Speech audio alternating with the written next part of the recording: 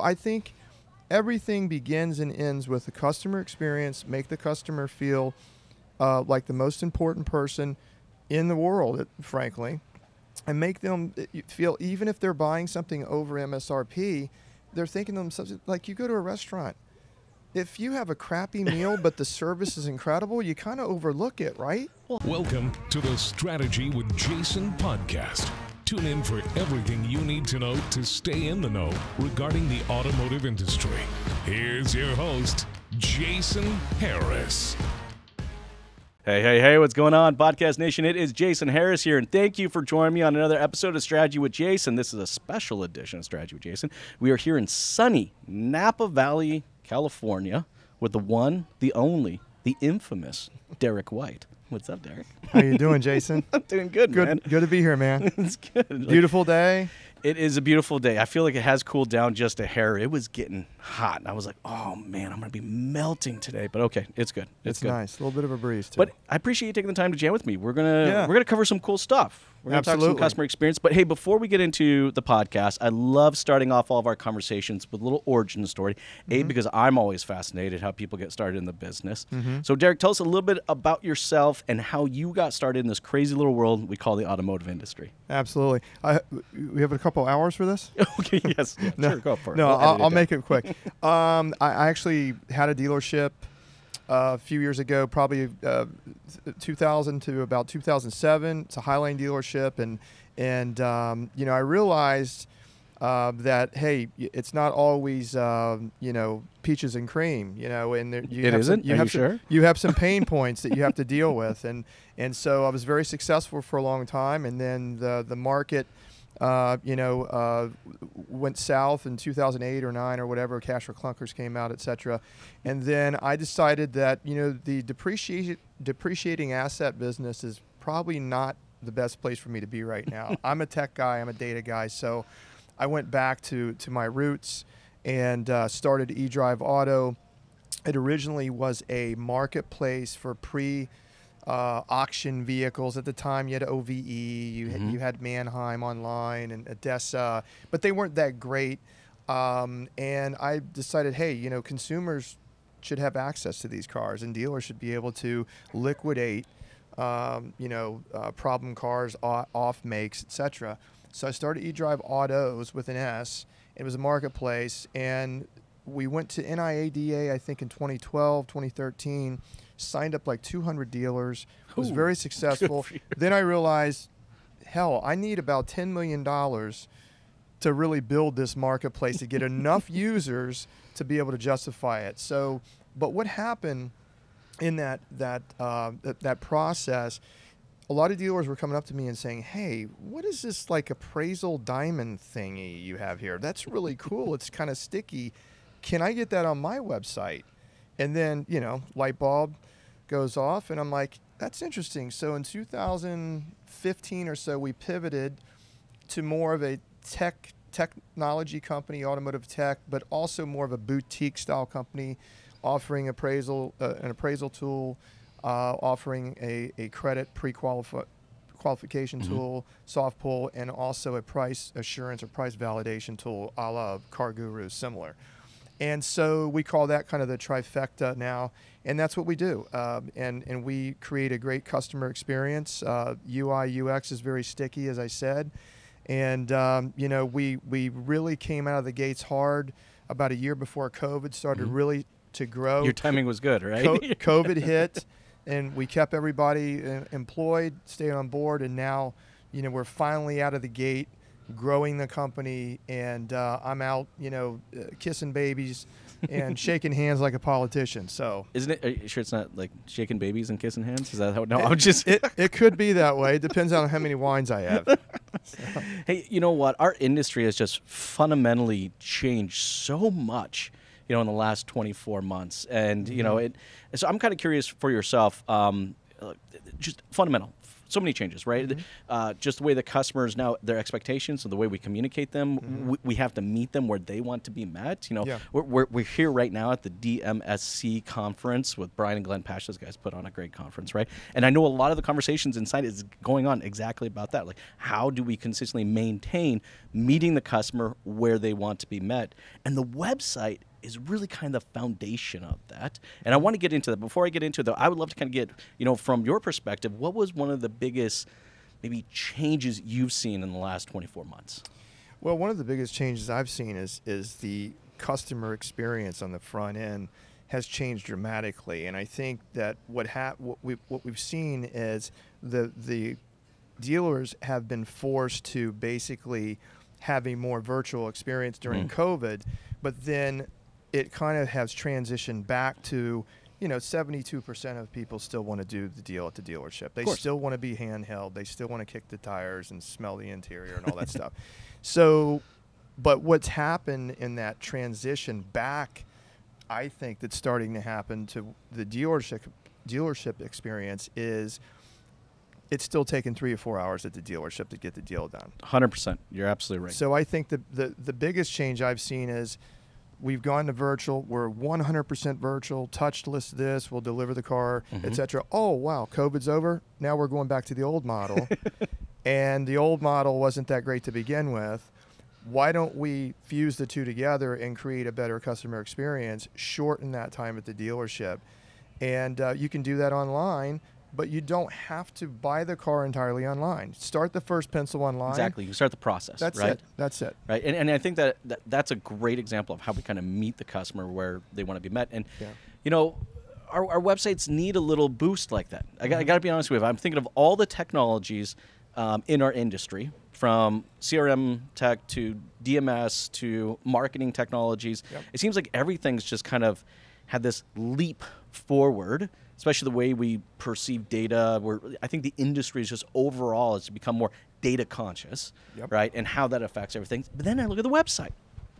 And I'm like, what the hell? What happened? Right? You know, it's like... There's things shooting out of everywhere, pop-ups, $25 gift certificate to come down and drive a car. I mean, come on, man. Right? It's great. Okay, so it's not just me. Okay, because I'm just like, I go to some websites and I'm just like going...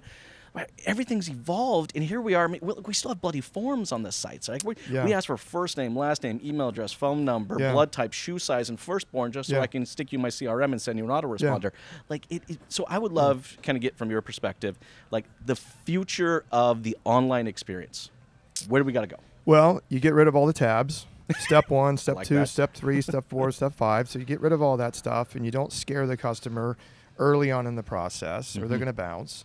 And I think that the future to me is it's almost, so you know how they build an AMG engine in Germany, right? Yeah. One guy builds the engine. That's it. He follows it down the assembly line. At the end of the process, he signs his name on the bottom, and that's a beautiful thing, right? It is. It is. That guy is accountable 100%. for that engine. Yes. Right? Yes. They're going to come back to him and say, wait a minute, what's going on here? The valves, whatever, right?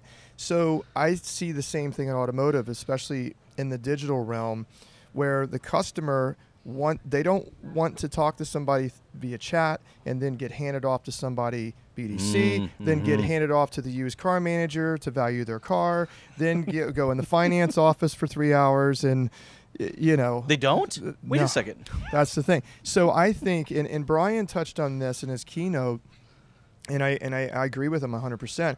I think it's a cradle to grave process with one person throughout the entire process.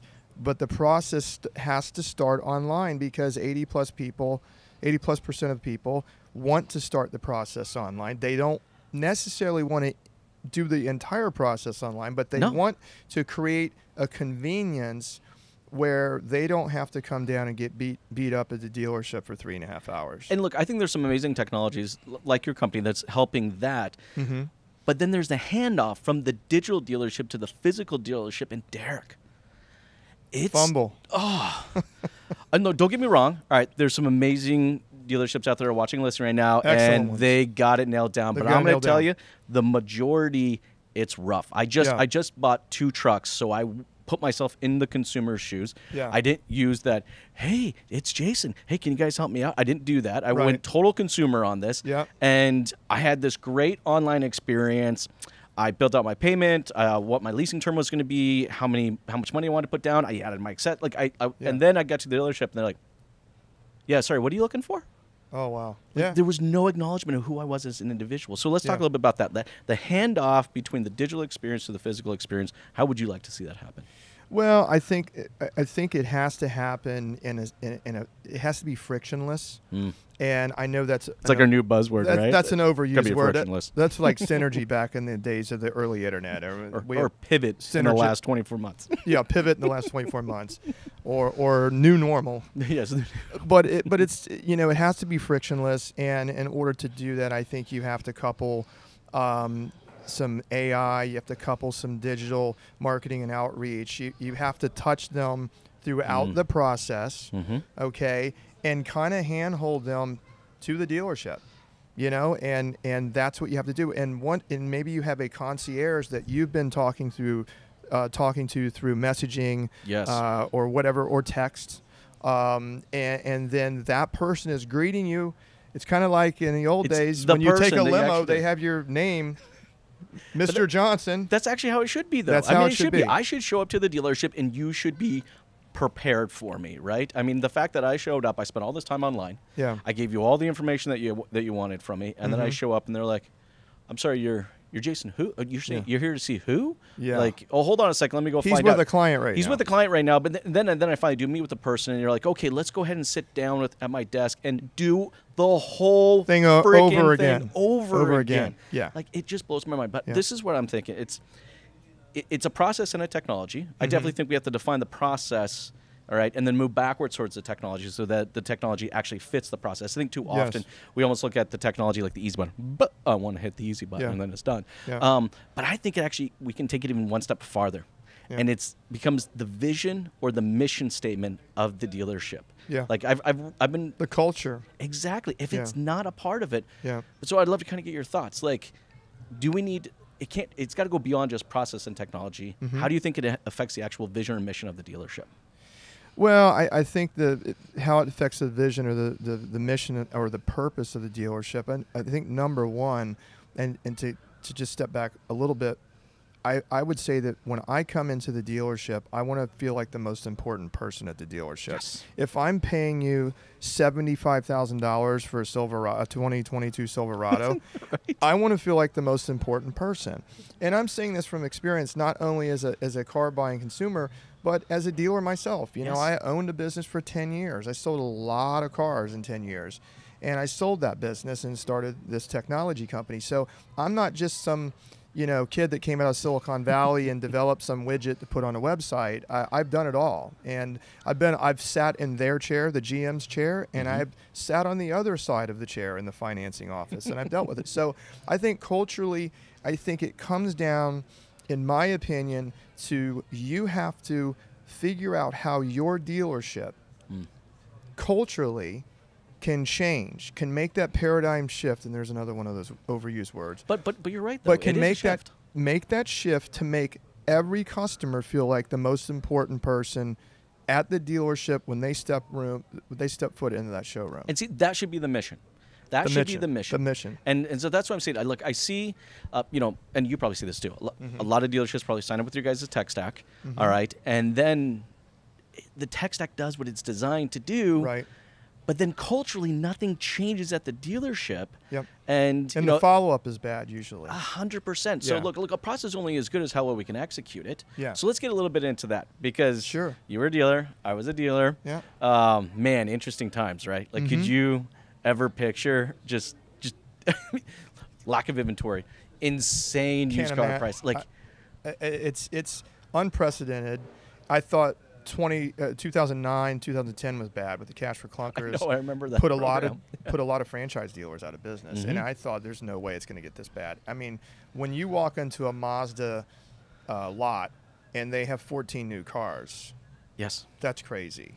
So how do you maintain a consistently executed process when 30-40% of the inquiries that are coming into a dealership is, Yeah, thank you for your inquiry. The car's been sold. That's it. Well, okay, a couple things. I think that you have to have an order process that maybe not necessarily has to go through the OEM channels, where you could do it at the dealership level, build your car online, have the same experience. And this is a great segue for me because we're building a product called Fast Build, and we're doing it for Audi, a few Audi stores in the Southeast, and we want to take it to Audi. But it's basically an OEM build your car online tool, pick out your colors, interior, exterior, wheels, everything. And they keep those leads in-house. They do not go to the OEM.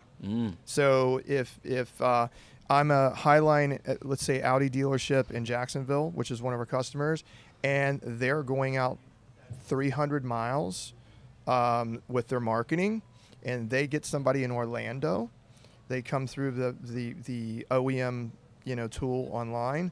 What happens? That goes, and then they end up giving it to the Orlando dealer, when the Audi dealership is the one that paid for that lead. It happens all the time. It happens all the time. So I think so on the new car side, I think that you can get more sales by providing that kind of concierge experience. Yes. Letting them go through that process, build a car, and then you're touching them throughout that process, making them feel important. And your car is going to be ready in X amount of time.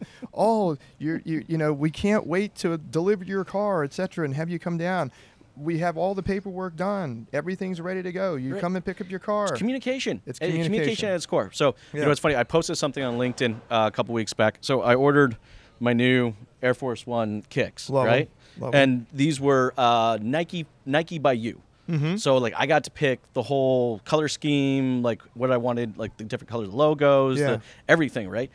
So I order them, and then I get this amazing consistent follow-up process. We received your order. It's been processed. Somebody's building your stuff right now. It's almost done. Here's a picture of it being finished. Here, now we're going to ship it out. Dude, on a set of $150 shoes. Yeah.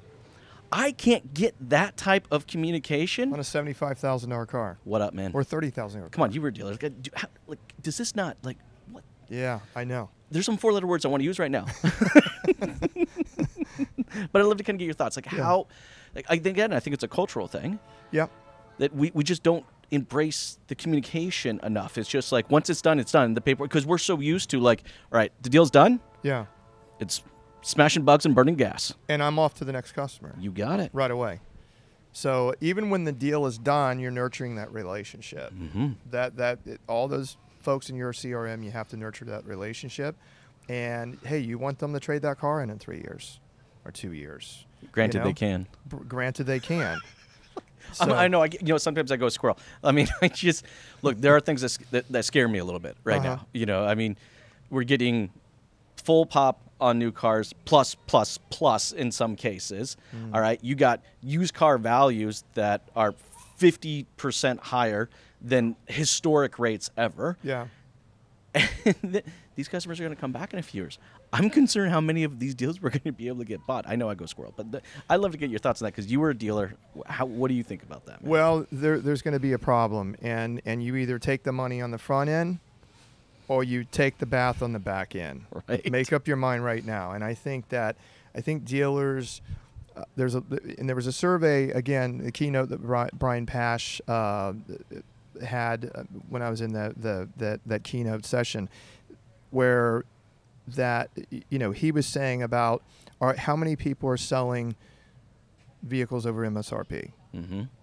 And I think there was about 30 to 40%. And the point was, look, if you want this customer, you really don't want this customer to bring the car back to your dealership. So now, yeah, right. So you want the service, you want all that, but you probably don't want them to bring it back in 2 or 3 years and trade it in because you're not going to be able to give them the number that they want. They're upside down. They're not even going to be able to get finance probably. Well, that's the other thing, That's the other thing. And you can only pack subvented rates are almost gone. Yep. Right? I mean, I'm looking at the gap between non-prime and prime is narrowing down so close. Right. And I don't necessarily know what the answer is, but I love kind of getting people's thoughts on that. I'm gonna step back to something you said earlier because I wanted to touch on it. I know sometimes I go squirrel, and that was a fun squirrel, by the way. It's good. You talked a little bit about people, right? And in this business, we're a people, process, and profitability. You know, that's what it is, right? It's people, process, and technology. Those are the three big ones. Throw right? pride in there too, because throw pride. Okay, because a lot of dealerships have a lot of pride. And well, I got to be honest with you. If that is the case, then what the hell is going on with the people right now? Right. Because don't get me wrong, there's some amazing salespeople out there that are probably watching and listening to this. But I'm just telling you right now, my experience with the hundreds of dealerships that I've had the opportunity to chat with, the quality of the people has changed. And I don't know if maybe because it's so easy right now, it's maybe just a laziness thing. But I'd love to kind of get your thoughts. Like, we just don't have that hustle anymore. Well, sales, it's a layup right now. There you go. You're not shooting from the perimeter anymore. Exactly. It's a layup. So the process is, I have a lead. Oh, they came in, they showed. We sold a car. Great. I'm off to the next one. That was easy. And we made 10,000 front-end gross. Wow, that's great. Now, I'm not saying every dealer makes 10,000 front-end gross. But it's good gross. It is really, really good gross. It's good gross.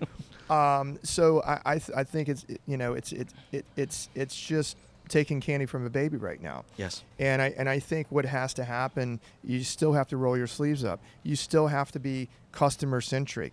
You still have to be that dealer concierge. When that customer shows up, I mean, you go to a movie theater and the guy that's leading you to your seat with the flashlight has a tie and a suit on, right. And it's like gee whiz, this guy, what's he make, $15 an hour, and he's doing this? Less, yes. You know, you go to a dealership to buy an expensive car, and it's the logo gear with a golf shirt and jeans on, and it's like, oh, okay. Yep. You know, so I think everything begins and ends with the customer experience. Make the customer feel like the most important person in the world, frankly, and make them feel, even if they're buying something over MSRP, they're thinking to themselves, like, you go to a restaurant. If you have a crappy meal but the service is incredible, you kind of overlook it, right? Well, 100%. You still tip 20%. Well, there's an exchange in value. There's an exchange in value. And then Right. right now, I'm with you. I agree. Now, this might piss some people off who's watching or listening. I don't necessarily think everyone is bringing the value or the perceived value that justifies what the grosses are. Yeah. Yeah, I agree. And it's perception, too. Perception is reality. Yep. And I think, the perceived value, they're not bringing it.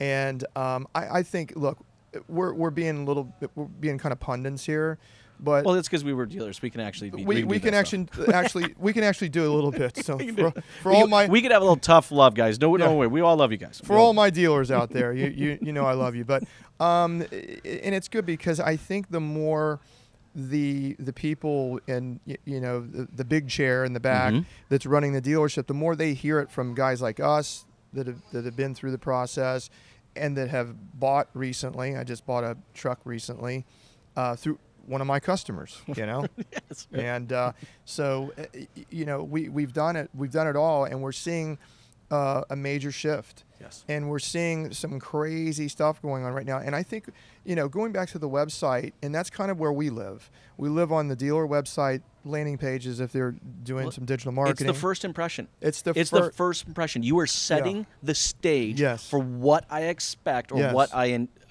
perceive that I'm going to expect when it comes to communication and experience. Right. And why do more people go to Car Gurus than they go to their local dealership first online? A lot of times they do that because, first of all, Car Gurus is stealing all their leads because they're outbidding them on pay-per-click. So they click on the first. That could be another podcast in itself. That could be another podcast in itself. The third-party lead providers are killing the dealers on the pay-per-click. But then they go there and they see a very clean website, easy to understand, and filters on the side. There's not things popping up. I'm not getting hit with buy. Yeah, like all over the hero place. images sliding across the homepage at lightning speed, and and why is it always the menu at the top? It's just to have like 4 buttons. Just get me to where I want to go as quickly get your trade value or get pre-qualified on the homepage. You don't need all these 0.9% financing. And I think that culture started a while back with the OEMs, and they forced that down the line with the franchise dealers. So I think the experience online has to improve. I don't think that there's any reason for you to have a CTA on an SRP. There's no reason. I'm so with you on it, 100%. There's no reason. Because if they convert on that SRP, that doesn't mean they're interested in the car. They just saw value or trade instantly, and they're like, oh, okay, I'll do that.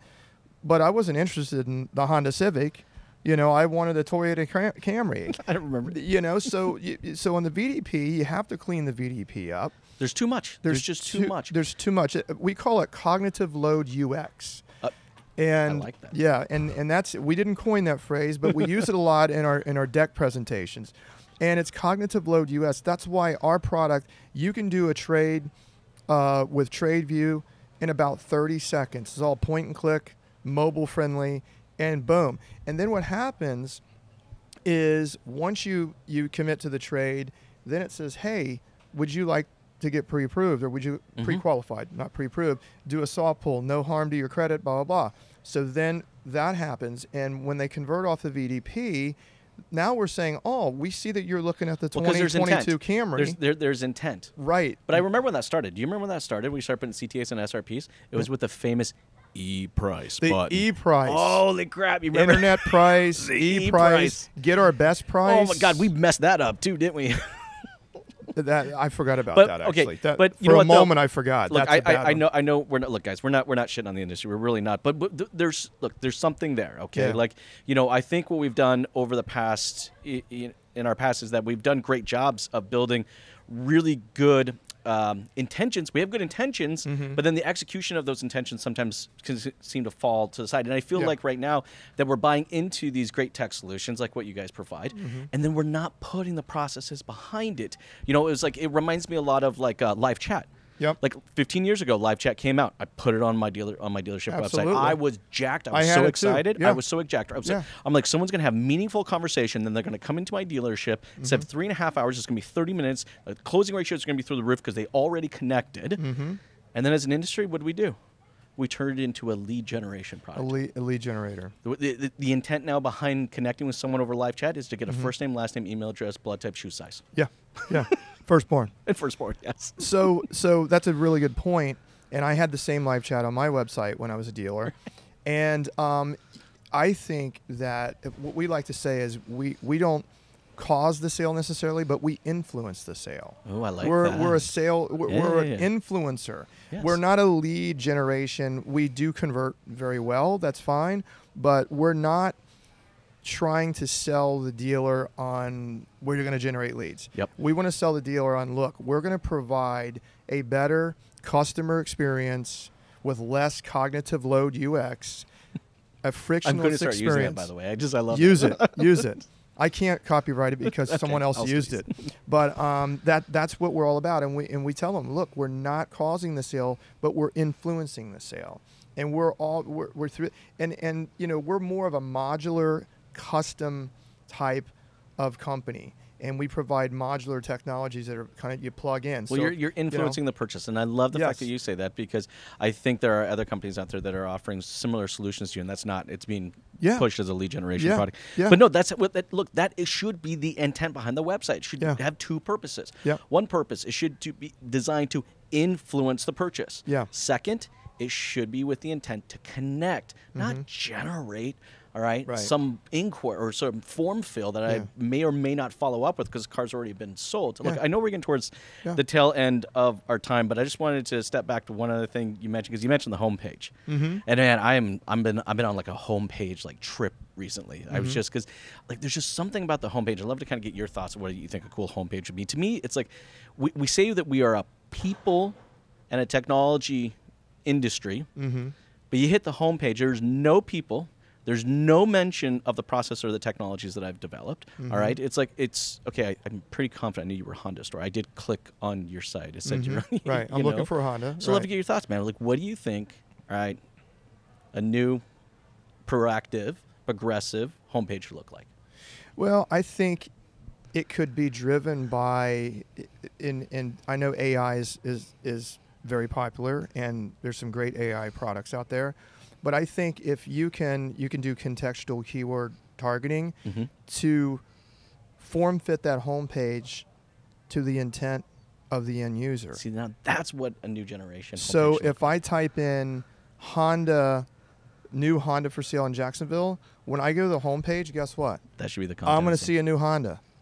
I'm going to see all Hondas. No, that's a great point, because like I love the fact when I need to go service my vehicle and I go to my dealership's website, what do? I get reminded that the car I bought is actually cheaper than when I originally purchased it. Exactly.